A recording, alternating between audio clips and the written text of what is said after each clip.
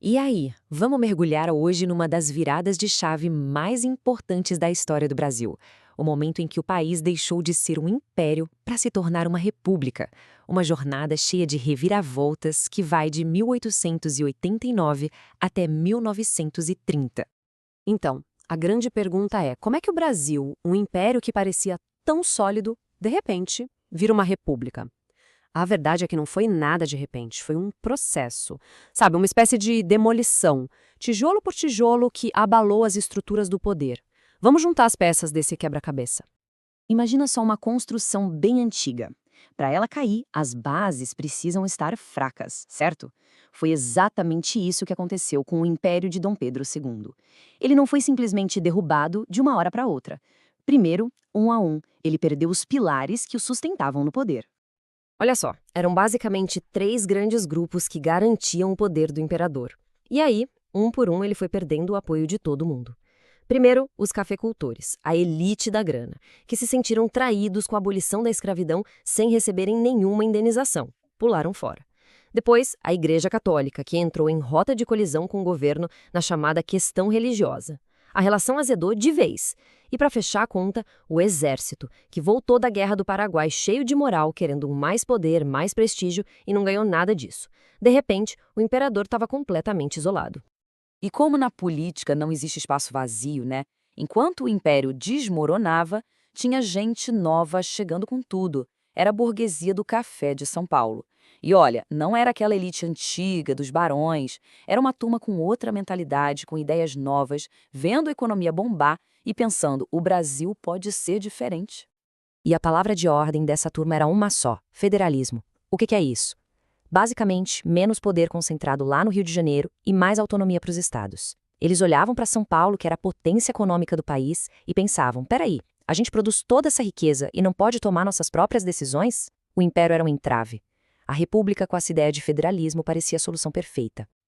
Então o cenário estava montado. O imperador isolado, sem apoio, a bola estava quicando na área.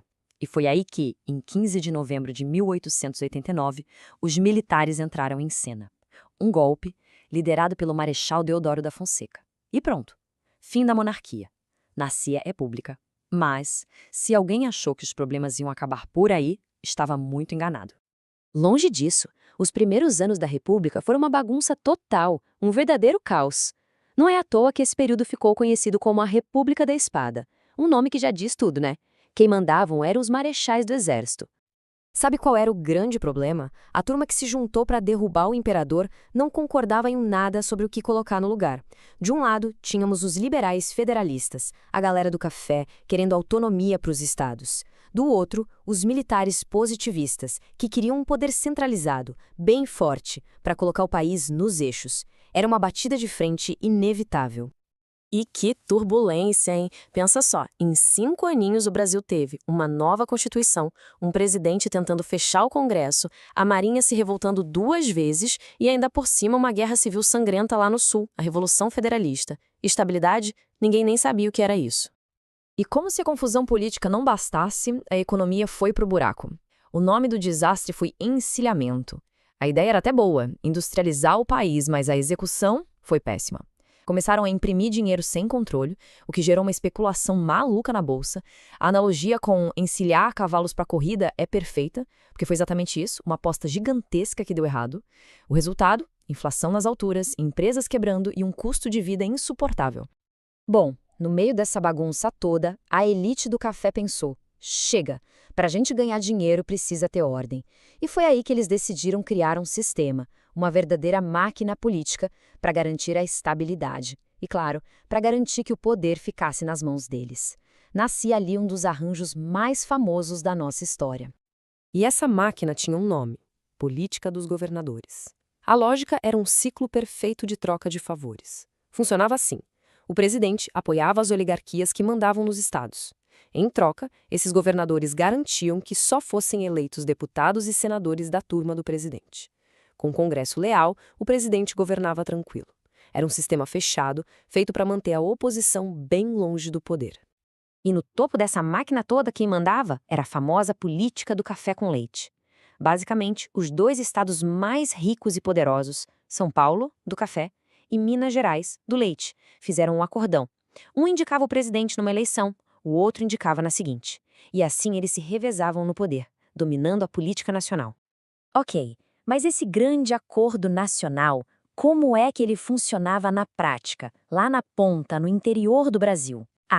Para isso, existia uma peça-chave, uma figura que era fundamental para tudo isso funcionar. O coronel. Mas calma lá, não era um coronel do exército, não. O título era mais um apelido que vinha da antiga Guarda Nacional. Na prática, o coronel era o grande fazendeiro, o dono do poder local.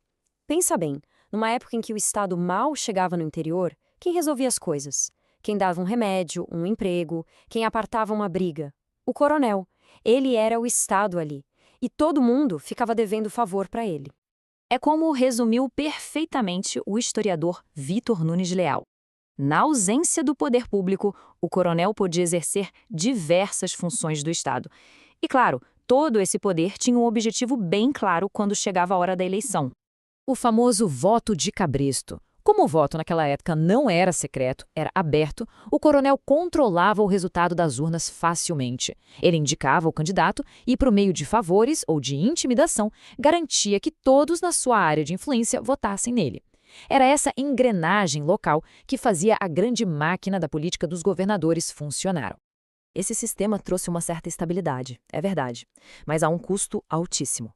Era um sistema rígido, excludente e que não representava o Brasil de verdade. Na década de 1920, essa estrutura que parecia tão sólida começou a rachar. Os sinais de desgaste estavam por toda parte. Jovens oficiais do exército, os tenentes, começaram a se rebelar contra a corrupção das oligarquias. Outros estados, cansados de ficarem de fora do jogo, começaram a se articular para desafiar o domínio de São Paulo e Minas. A máquina do poder estava começando a falhar. O golpe final veio em 1929. Pela regra do café com leite, era a vez de São Paulo apoiar um candidato de Minas. Só que o presidente da época, o paulista Washington Luiz, rasgou o acordo. Ele indicou outro paulista, Júlio Prestes. Foi a gota d'água, a quebra do pacto. Sentindo-se traída, a elite de Minas se uniu a outros estados descontentes, como o Rio Grande do Sul e Paraíba. Juntos, eles formaram a Aliança Liberal para desafiar São Paulo e lançaram um candidato próprio, um político gaúcho chamado Getúlio Vargas. Júlio Prestes venceu a eleição de 1930, que, como sempre, foi marcado por fraude. Mas a oposição não aceitou o resultado. Para piorar, o assassinato do vice de Vargas, João Pessoa, que não tinha ligação direta com a disputa presidencial, foi o estopim que incendiou o país e deu início a um levante armado. A Revolução de 1930 varreu o país e, sem grande resistência, levou Getúlio Vargas ao poder.